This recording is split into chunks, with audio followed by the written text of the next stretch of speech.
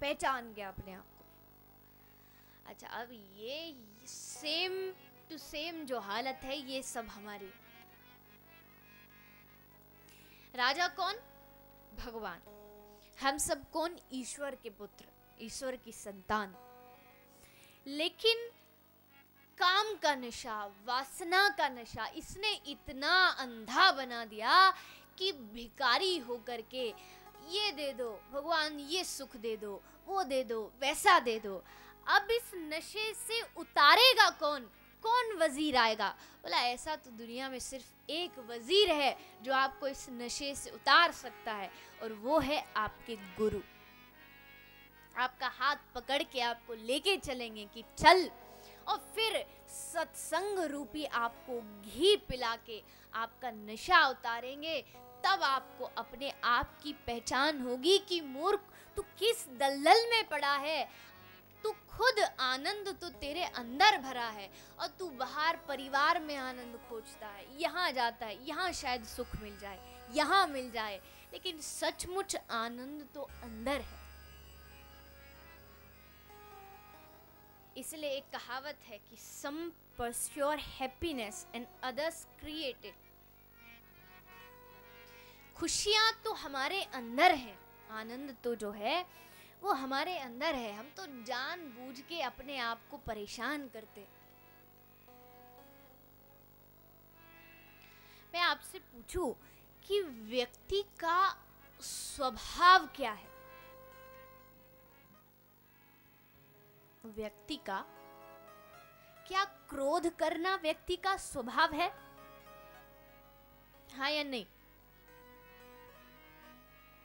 अगर हाँ मानते हो तो क्या ऐसा कोई यहाँ पंडाल में या टीवी पर बैठा कोई ऐसा इंसान, कोई ऐसा शख्स है जो 24 घंटे क्रोध कर सकता?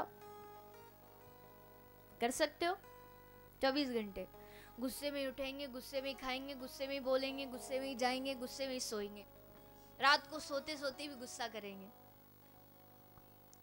नहीं हो सकता। शायद आदमी का स्वभाव क्या लोभ लालच है? नहीं, क्योंकि वो 24 घंटे लोभ नहीं कर सकता। ठीक है, कुछ स्थान पर करे, लेकिन सोते समय कौन लोभ कर सकता है? फिर आदमी का स्वभाव क्या है? बोले आदमी का स्वभाव सिर्फ और सिर्फ शांति है। वो 24 घंटे शांति में चाहे तो रह सकता है। सोते हुए शांति रहती है, जागे तब भी शांत रहे। क्यों? क्योंकि उसका स्वभाव ही शांति है। वो तो अज्ञानता के कारण क्रोध, लोभ, लालच अपनाता है, अपने अज्ञानता के कारण। क्रोध मिलता कहां से? आप ऑफिस गए, ध्यान से सुनिएगा, गुस्सा आता कैसे है। आप गए ऑफिस, आपके बॉस ने आपको बड़ी जोर से फटकार मारी, बड़ी तेज डांट लगाई। अब बॉस पर तो अपनी चलेगी नहीं, ज्यादा बोले तो नौकरी से फायर कर देगा। चुप, लहू का घूंट पी गए, कुछ नहीं कह सकते। हाँ जी, हाँ जी, जी साहब, जी साहब, वहां तो चला लिया। लेकिन मन में भरा है गुस्सा, अब वो कहीं तो फूटेगा। घर आया तो बीवी हाथ जोड़ के खड़ी थी। अजी चाय लोगे, चाय पियोगे? बोले चाय नहीं, तेरा खून पीऊंगा, पिला दे। पत्नी को आया गुस्सा, बोले मैं तो इतने प्यार से पूछे चाय लोगे। अब वो कहाँ जाएगी गुस्सा उतारने। उसका बेटा नन्हा सा उछलता कूदता आया, मम्मी मम्मी मम्मी मम्मी भूख लगी है। मम्मी ने पकड़ के एक जोर से झापा मारा। बच्चे ने सोचा 2 मिनट पहले मम्मी लोरी गा रही थी, तू मेरा चंदा है, तू मेरा तारा है। अबे चंदा तारे कहाँ चले गए? बच्चे को आया गुस्सा, हाथ में लगी थी गुड़िया, उसने पकड़ के, जिसको अभी 5 मिनट पहले जिस गुड़िया के लिए जान देने को तैयार था, मम्मी यही गुड़िया चाहिए, यही चाहिए, उसको पकड़ के तोड़ ताड़ के। ये क्या है? इसको लॉ के हिसाब से अगर देखा जाए तो ये ट्रांसफॉर्मेशन ऑफ एंगर।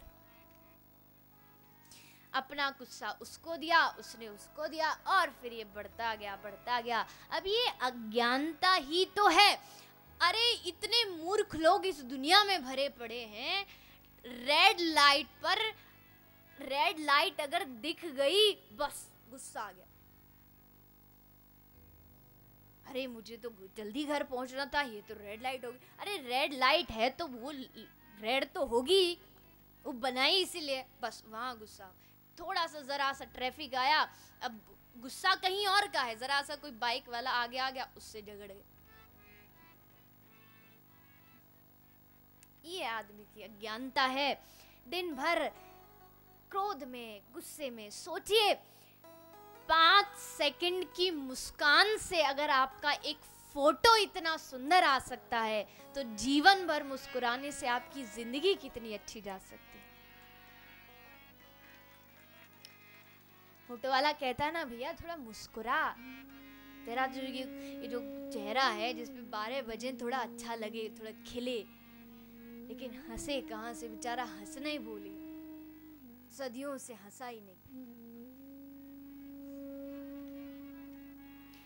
कितनी आसान थी जिंदगी, मुश्किलें हम चुनते रहे। बड़ी आसान थी, बड़ी सुंदर सी जिंदगी थी। मुश्किलें हम खुद ही खरीदते रहे, और कुछ मिल जाए, बहुत पाने पर भी यही सोचते रहे, और मिल जाए और मिल जाए। इसी लोभ में अपनी जिंदगी को बर्बाद कर दिया और शांति भूल गए। The reason people find it is so hard to be happy is that because they always see past better than it was, present the worse than it is, and the future less resolved it will be.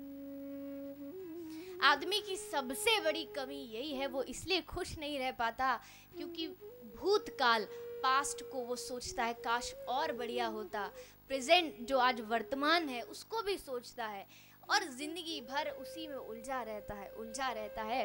इसलिए इस छोटी सी जिंदगी को थोड़ा मुस्कुराना सीखो, थोड़ा आनंद लो इस जिंदगी का भी, हंसना सीखो। अच्छा, इसका मतलब अब ये मत समझना घर जाके पत्नी के सामने डंडा लेके बोले हंस। आज कथा में सुना था, अब हंस। ये हंसना कोई जबरदस्ती की चीज नहीं कि बोले अब तो कहा अब तो हंसेगी। कहा कि भैया परोपकार करना चाहिए, भूखे को भोजन खिलाना चाहिए। अब एक आदमी अभी भोजन से उठा, डंडा लेके बोले खीर पी मैं स्वर्ग जाऊंगा। पंडित जी ने कहा है कि दूसरे को भोजन खिलाने से स्वर्ग जाते हैं, खा भोजन नहीं तो मारू डंडा। ये ऐसी चीज नहीं है, ये अभ्यास से आती है, ये तैयारी करनी पड़ती है। तैयारी कैसी है? ये सत्संग ही उसकी तैयारी है। ये आपके जीवन को आनंदित, आपके जीवन को बड़ा बड़ा पावन, बड़ा सुंदर बनाएगा। इसलिए थोड़ा सोचिए, छोटी सी जिंदगी, इसको काम का बोझ, क्रोध का बोझ इन छोटे छोटे कंधों पर कब तक ढोगे? उतारो और मस्ती में रहो। इसलिए संतों ने कहा, चेतावनी दी, अरे भैया थोड़ा सोच, थोड़ा दिमाग लगा, ये छोटी सी 2 दिन की जिंदगी, इसको तू क्यों व्यर्थ करता है?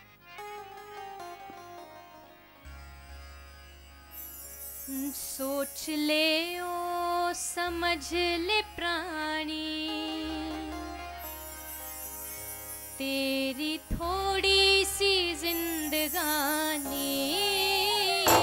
सोच ले ओ समझ ले प्राणी, तेरी थोड़ी सी जिंदगानी। सोच ले ओ समझ ले प्राणी, तेरी थोड़ी सी जिंदगानी। सोच ले ओ समझ ले प्राणी, तेरी थोड़ी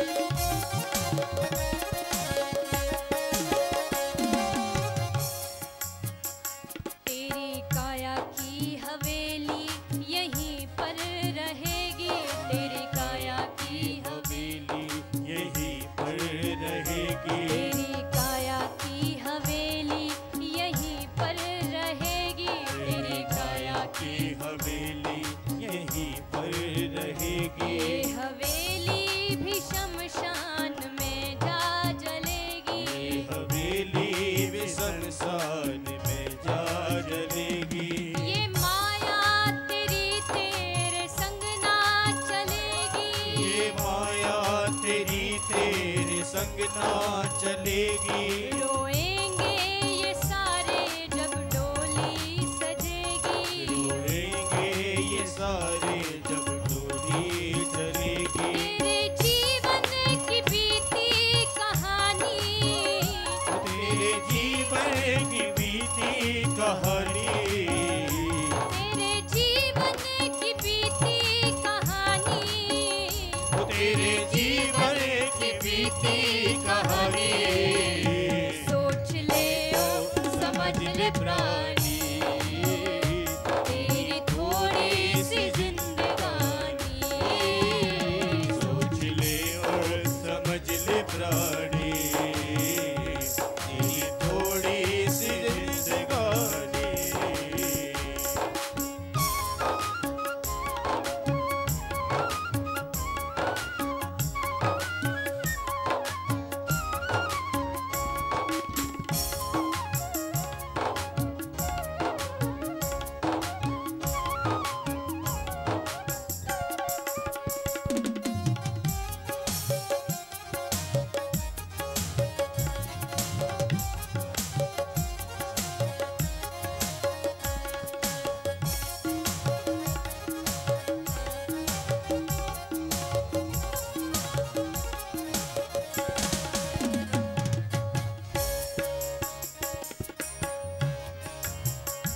अब तो कर ले भजन तेरा कल्याण होगा, अब तो कर ले भजन तेरा कल्याण होगा। अब तो कर ले भजन तेरा कल्याण होगा, अब तो कर ले भजन तेरा कल्याण होगा। पार भव से तरेगा ये आसान होगा, पार भव से तरेगा ये आसान होगा। तेरा मालिक भी तुझ पर मेहरबान होगा, तेरा मालिक भी तुझ पर मेहरबान होगा। तेरा मालिक भी तुझ पर मेहरबान होगा, तेरा मालिक भी तुझ पर मेहरबान होगा। इस जन्म में तू अच्छा ही इंसान होगा, इस जन्म में तू अच्छा ही इंसान होगा। ये दुनिया तो है आनी जानी, ये दुनिया तो है आनी जानी, ये दुनिया तो है आनी जानी, ये दुनिया तो है आनी जानी। सोच ले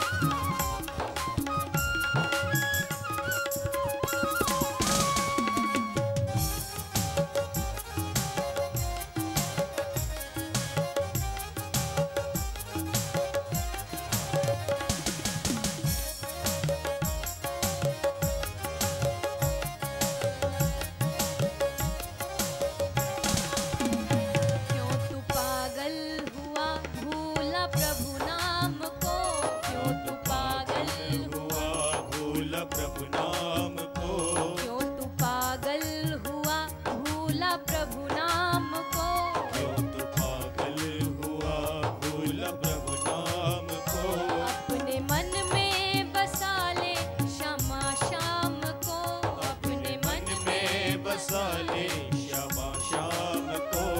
दूर जाना नहीं छोड़ नंदगांव को, दूर जाना नहीं छोड़ नंदगांव को।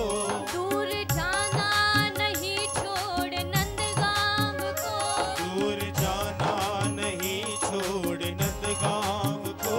आस मन में जगा ले छोड़ सब काम को, आस मन में जगा ले छोड़ सब काम को। प्रीत कान्हा से तेरी पुरानी, प्रीत कान्हा से तेरी पुरानी। प्रीत कान्हा से तेरी पुरानी, प्रीत कान्हा से तेरी पुरानी। सोच ले ओ समझ ले प्राणी, तेरी थोड़ी सी जिंदगानी। सोच ले ओ समझ ले प्राणी, तेरी थोड़ी सी जिंदगानी। जप ले श्यामा श्याम नाम तेरे बने बिगड़े काम, ओ जप ले श्यामा श्याम नाम तेरे बने बिगड़ काम। जप ले श्यामा श्याम नाम तेरे बने बिगड़े काम। ओ जप ले श्यामा श्याम नाम तेरे बने बिगड़ काम। नहीं तो छूट जाए राजधानी हो, सोच ले ओ समझ ले प्राणी, तेरी थोड़ी सी जिंदगानी। सोच ले ओ समझ ले प्राणी, तेरी थोड़ी सी जिंदगानी। सोच ले ओ समझ ले प्राणी, तेरी थोड़ी सी जिंदगानी। सोच ले ओ समझ ले प्राणी, तेरी थोड़ी सी जिंदगानी। सोच ले ओ समझ ले प्राणी, तेरी थोड़ी सी जिंदगानी। सोच ले ओ समझ ले प्राणी, तेरी थोड़ी सी जिंदगानी। सोच ले ओ समझ ले प्राणी, तेरी थोड़ी सी जिंदगानी। सोच ले ओ समझ ले प्राणी, तेरी थोड़ी सी जिंदगानी। तेरी थोड़ी सी जिंदगानी, तेरी थोड़ी सी जिंदगानी, तेरी थोड़ी सी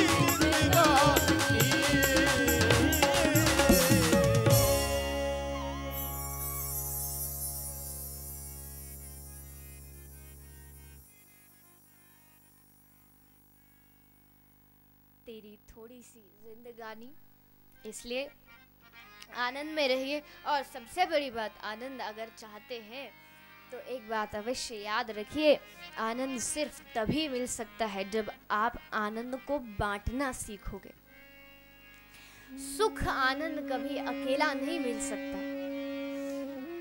दूसरों को जब तक आप आनंद नहीं देंगे, आपको उसकी प्राप्ति कभी नहीं हो सकती।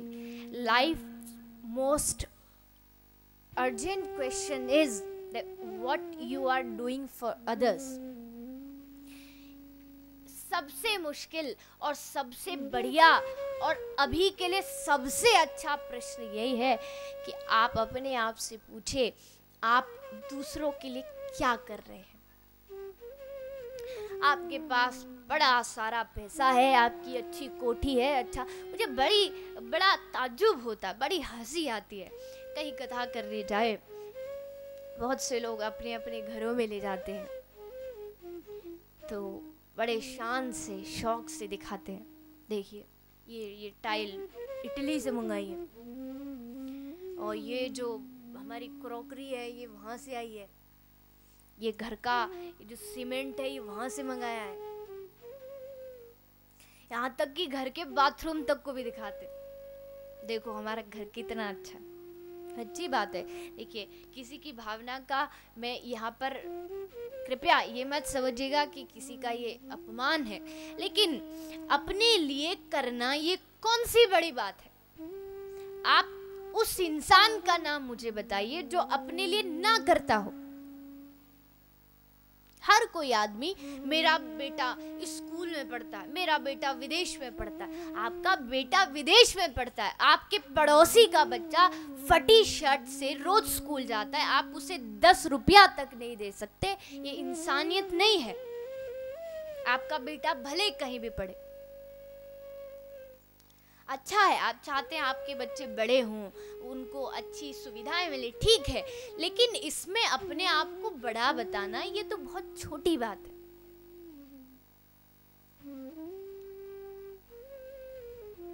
रोज होटल में जाके हम खाते हैं, ठीक है, आपको प्रभु ने धन दिया है, आप अपने लिए उपयोग करते हो। कितनी बार आपने दूसरों के लिए किया? जो ये करता हो, मेरे हिसाब से वो इस दुनिया का सबसे अमीर व्यक्ति है। और चाहे एक आदमी जिसकी करोड़ों का रोज का टर्नओवर हो, अपने लिए कमाए जा रहा है, कमाए जा रहा है, रखे जा रहा है, संदूक भर भर के, महाराज अगली पीढ़ी के काम आएगी। आश्चर्य तो देखिए, आदमी कमाता अपने लिए नहीं है, कमाता आगे की पीढ़ी के लिए। मेरे बच्चे बैठ के खाएं। अरे बच्चों, वो अपना पुरुषार्थ करेंगे, आप क्यों अपनी जिंदगी उनके लिए बर्बाद करते हो?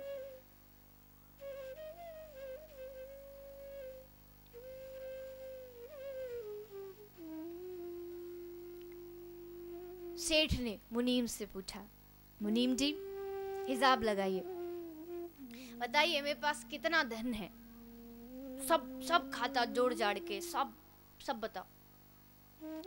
मुनीम जी ने हिसाब लगा दिया, सब लगा के, महाराज लीजिए, आपकी 15 पीढ़ी आराम से बैठ के खा सकती है, इतना धन है आपके पास। 15 पीढ़ी, कोई एक कुछ काम ना करे तो भी। सेठ जी रोना शुरू, रोए जा रहे। बोला मुनीम, अरे महाराज आप किस लिए रो रहे हो? 15 पीढ़ी बैठ के खाएंगी आपकी। सेठ बोला, मैं इसलिए रो रहा हूं कि 16वीं का क्या होगा। 15 तो हो गई, लेकिन 16वीं और कुछ मिल जाए तो अच्छा होता। बहुत पाने पर भी यही सोचते रहे, कितनी आसान थी जिंदगी तेरी राहें, लेकिन मुश्किलें हम खुद ही खरीदते रहे। ये वही बात है। इसलिए गीता में भी प्रभु श्री कृष्ण ने कहा है, ते प्राप्नुवन्ति मामेव सर्वभूत हिते रता।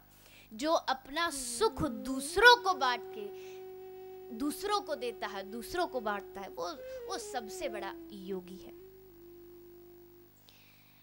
तो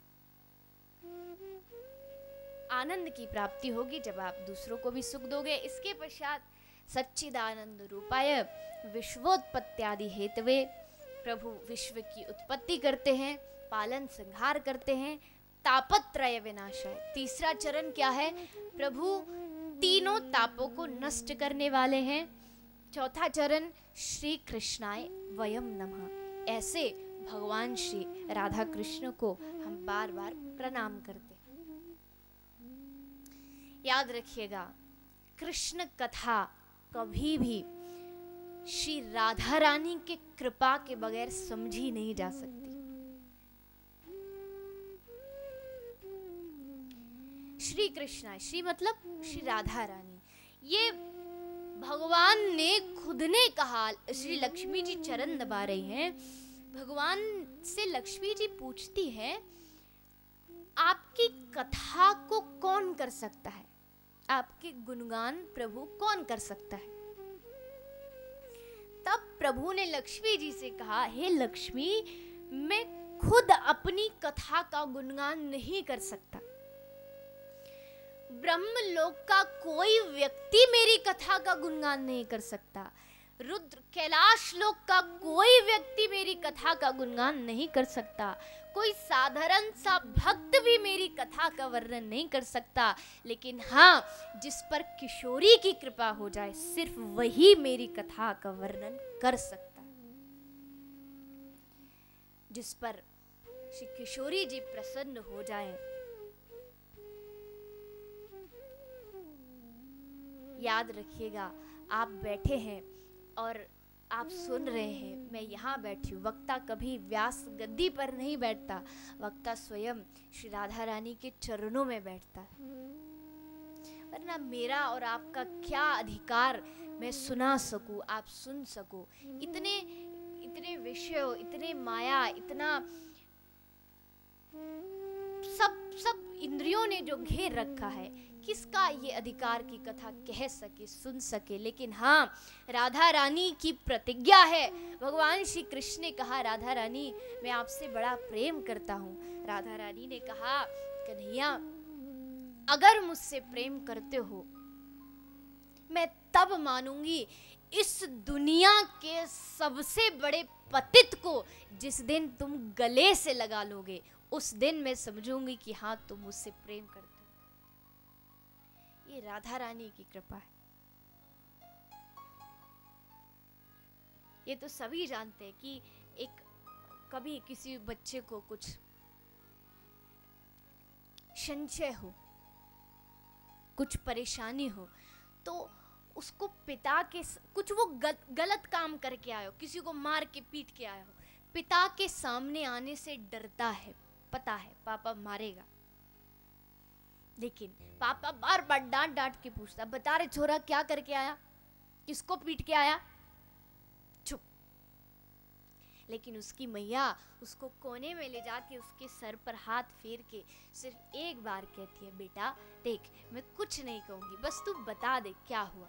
बस हाथ फेरते ही सारी बात। यहाँ मैं ये नहीं कि यहाँ पिता की निंदा है, लेकिन माँ का जो स्पर्श है वो होता ही है।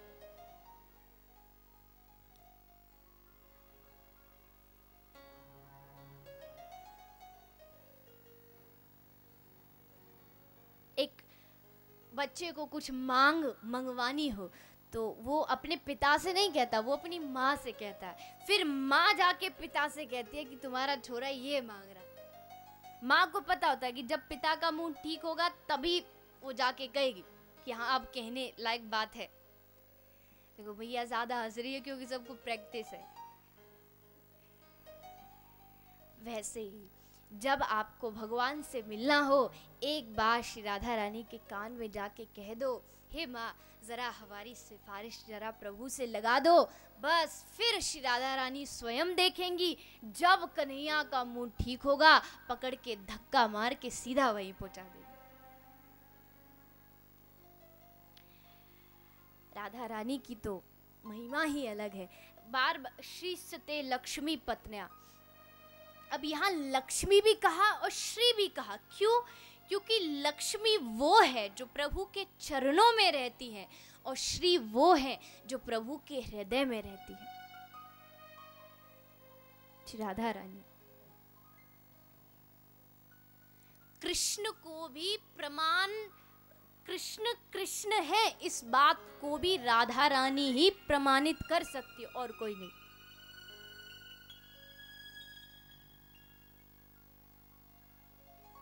अच्छा, आपको एक ब्रज की बड़ी प्यारी सी कथा है, वो आप श्रवण कीजिए।